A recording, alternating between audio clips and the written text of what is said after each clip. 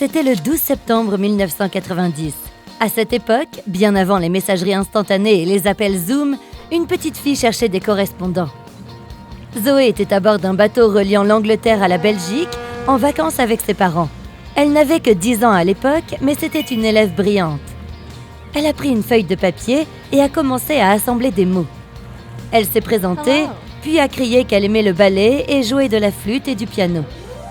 Bien sûr, elle n'a pas pu s'empêcher de mentionner ses 2 animaux de compagnie adorés, un petit hamster qu'elle appelait Spock et son poisson Specky. Elle a également mis l'adresse à laquelle on pouvait la joindre au cas où quelqu'un souhaiterait lui écrire.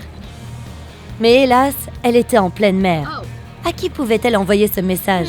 Une idée intéressante lui est alors venue à l'esprit. Elle a soigneusement placé sa lettre dans une bouteille en plastique, a fermé hermétiquement le couvercle pour la protéger de l'eau et l'a jetée à la mer. Ne recevant pas de réponse, l'excitation de la petite fille s'est estompée au fil des années. Peut-être que la bouteille était restée coincée quelque part. Peut-être qu'elle avait été avalée par une grosse et effrayante créature marine. Ou peut-être que l'eau avait finalement traversé le bouchon en plastique et détruit son message. Bien des années plus tard, à Noël, une lettre pour Zoé a été reçue chez ses parents, sous son nom de jeune fille. Le timbre indiquait que le message venait d'Europe. Il provenait d'un couple de Néerlandais, Pete et Jacqueline Latter, qui avaient trouvé sa délicate bouteille et qui ont eu la gentillesse de lui répondre. Ils ont précisé qu'ils avaient trouvé la lettre parmi des débris rejetés sur le rivage par la mer. La lettre de Zoé était restée en mer pendant une période stupéfiante de 23 ans et avait parcouru plus de 563 km pour atteindre sa destination finale, près de Rotterdam, aux Pays-Bas. Un sacré voyage pour une petite bouteille en plastique. Une histoire similaire à celle de Zoé est la connexion étrange qui a eu lieu entre 2 garçons. Un petit Allemand nommé Frank Husbeck était sur un bateau en route pour le Danemark lorsqu'il a eu la même idée que Zoé. Il avait 5 ans au moment où il a rédigé son message et l'a jeté à la mer. On était en 1987. Il a reçu sa réponse des années plus tard, à 29 ans. Sa lettre, tout comme celle que Zoé enverrait quelques années plus tard, était dans l'eau depuis 24 ans. Son message a été trouvé par un garçon nommé Daniel Korotkik, alors qu'il se promenait avec ses parents dans l'isthme de Courland, près de la mer Baltique. Daniel a eu la chance que son père connaisse suffisamment l'allemand pour traduire le message. Les amis improbables ont fini par se rencontrer par vidéoconférence en 2011. Toutes les histoires de messages dans une bouteille n'ont pas été élucidées.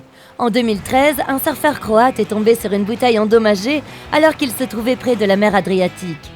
Le message qu'elle contenait datait de 1985 et il provenait d'un homme appelé Jonathan. L'expéditeur était impatient que sa lettre parvienne à une femme nommée Marie et il a également exprimé son désir qu'elle réponde. Comme la lettre était censée être envoyée de Nouvelle-Écosse, la bouteille avait dû parcourir la distance ahurissante de 6000 km. Le message est parti de l'océan Atlantique et entré dans la mer Méditerranée et a atteint les côtes de l'Adriatique en Croatie. Mais les identités de Jean et de Marie n'ont jamais été découvertes. Il y a aussi de merveilleuses histoires d'amour qui commencent avec des messages dans une bouteille. Ça a été le cas pour Ake et Paulina Viking. Quand Ake, un marin suédois solitaire, a placé une lettre dans une bouteille et l'a jetée dans la mer Méditerranée, il ne se doutait pas que le morceau de papier finirait par atteindre sa future femme. C'était au début des années 50. La bouteille a été trouvée par un Italien qui a été assez inspiré pour la donner à sa nièce, Paulina. Après 1 an de correspondance épistolaire, Ake et Paulina ont fini par se rencontrer et se marier. Ayant décidé de partager leur histoire avec le monde, ils sont devenus en quelque sorte un couple de célébrités pour l'époque. Ils ont même partagé des séquences vidéo de leur mariage avec le monde entier et leur histoire a été diffusée dans plusieurs journaux. Cet heureux événement a lancé un mouvement entre les jeunes à la recherche de l'amour, augmentant le nombre de messages jetés à la mer à la recherche d'un conte de fées. Cependant, toutes les histoires qui ont commencé comme ça n'ont pas fini par aboutir. En 1945, un Américain nommé Frank Eyostek a placé un message similaire à celui d'Ake dans une bouteille et l'a jeté à l'eau. Presque 1 an plus tard, sa lettre a été trouvée par une Irlandaise, Brenda O'Sullivan. Leurs années de correspondance ont rapidement attiré l'attention des médias de l'époque, mais leur amitié ne s'est jamais épanouie à cause de la pression médiatique. Ils ont fini par se rencontrer en personne lorsque Frank s'est rendu en Irlande, mais il n'est pas resté longtemps et ils ont fini par se perdre de vue.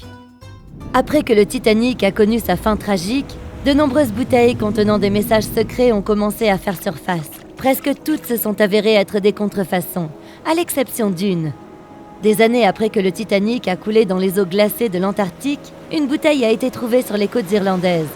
Elle était censée provenir d'un homme appelé Jeremiah Burke, et à ce jour, elle est considérée comme le seul message authentique dans une bouteille provenant du Titanic.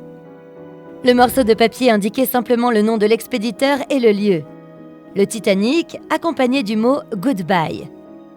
Comme la date a été emportée par les eaux, il est difficile d'estimer si la note a été envoyée avant ou après que le navire a heurté l'iceberg. Il y a toutefois un consensus sur le fait que puisque Jeremiah cherchait à s'installer aux États-Unis, il envoyait simplement ses dernières salutations symboliques à sa famille et ses amis restés en Irlande. Cette façon simple de rencontrer des gens et parfois de correspondre avec eux est devenue un passe-temps pour un homme d'une province canadienne appelée l'île du Prince-Édouard, située à l'est de l'État américain du Maine. Cet homme, Harold Hackett, affirme avoir jeté plus de 4000 bouteilles dans l'océan Atlantique depuis 1996. Il affirme également avoir reçu de nombreuses réponses du monde entier, notamment des lettres de France et d'Allemagne, mais aussi des Bahamas ou même d'Afrique. Ce passe-temps improbable lui fait recevoir environ 150 cartes de Noël de ses correspondants chaque année. Aujourd'hui encore, il refuse d'ajouter son numéro de téléphone à ses lettres. De cette façon, il s'assure que si les gens veulent un jour le contacter, le seul moyen de le faire est une lettre. Il a également étudié les meilleurs moments pour envoyer ses messages dans l'eau en fonction de la direction des vents et des courants. Certaines bouteilles passent toute une vie en mer après avoir été jetées par leur expéditeur. C'était le cas d'un Britannique qui a écrit un message et l'a placé dans une bouteille avant de la jeter dans la Manche en 1914. Il s'appelait Thomas Hughes et il voulait adresser le message à sa femme, mais il a été assez poli pour écrire une lettre à la personne qui mettrait la main sur sa bouteille en premier, lui demandant de rédiger le message « Merci de transférer à ». La bouteille n'est pas parvenue à sa femme puisqu'elle a été retrouvée 85 ans plus tard sur la côte d'Essex. L'homme qui est tombé sur la bouteille a eu la gentillesse de joindre la famille et a remis le message à la fille de Thomas.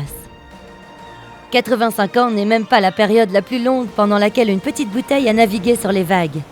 Un scientifique nommé Hunter Brown étudiait les courants dans la mer du Nord lorsque cette idée lui est venue à l'esprit. Il a placé le même message dans près de 2000 bouteilles et a demandé à l'improbable destinataire de lui répondre en indiquant le lieu de sa découverte. Il pensait que cette méthode l'aiderait à mieux comprendre la disposition des courants de la mer du Nord. Après 97 ans, une bouteille a été trouvée à environ 18 km de son lieu de départ initial. À ce jour, plus de 300 des bouteilles originales liées au projet de Hunter Brown ont fini par atteindre le rivage. Tous les messages qui ont été trouvés dans les bouteilles n'ont pas reçu de réponse par le biais de lettres physiques. Oliver Van de Valley a jeté une bouteille contenant une lettre sur la côte anglaise alors qu'il était en vacances avec sa famille. Il avait 14 ans à l'époque. 33 ans plus tard, une femme l'a contacté sur Facebook en affirmant qu'elle avait reçu son message et l'avait retrouvé grâce à son profil. Au début, il se souvenait à peine d'avoir placé la lettre dans la bouteille, mais il a fini par reconstituer les événements et même le fait qu'il avait scellé la bouteille avec de la cire de bougie pour s'assurer qu'elle était étanche. Et puis, il y a Christina Aguilera et sa bouteille. Non, attends, la sienne parle d'un génie dans une bouteille.